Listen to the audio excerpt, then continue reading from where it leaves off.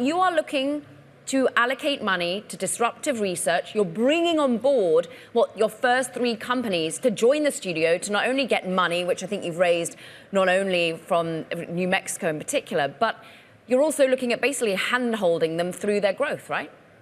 That's right, Caroline. So we're on a mission to partner with brilliant scientists, innovators, and entrepreneurs to build new disruptive companies in America for America.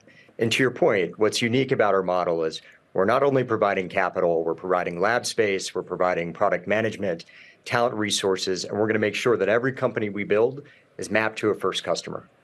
Let's talk about those first customers. Let's think about the commercialization of these 3 companies. Well, you've got Hydrosonics, you've got Enadis, so you've got clean tech, you've got biotech, you've also got manufacturing with Fab AI. How soon do you think these companies will find customer product market fit?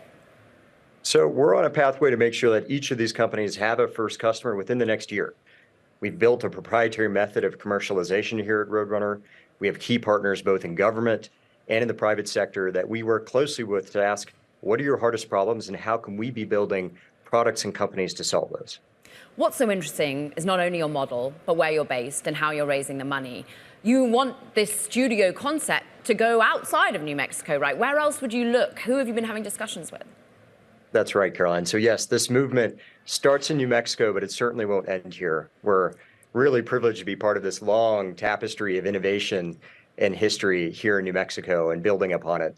But we're headed national next. So looking at places like New Jersey and North Dakota and Florida and Tulsa and Texas, and taking this to different regions and in other areas where we feel like there's so many untapped resources that we can come in, build companies for those local communities, and make sure that they have that disruptive potential that's important for American competitiveness.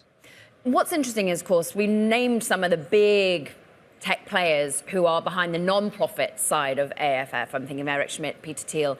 Of course, this is a for-profit element. Have you spoken to them about some of these allocations, about the companies that you're going to be backing?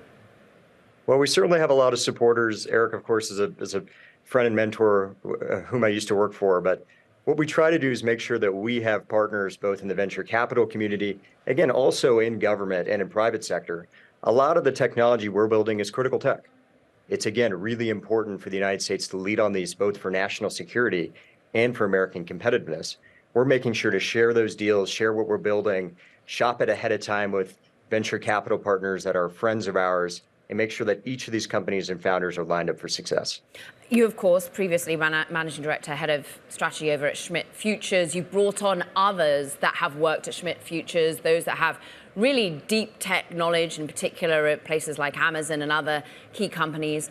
Who else are you bringing on? What expertise are you looking at for Roadrunner Venture Studios?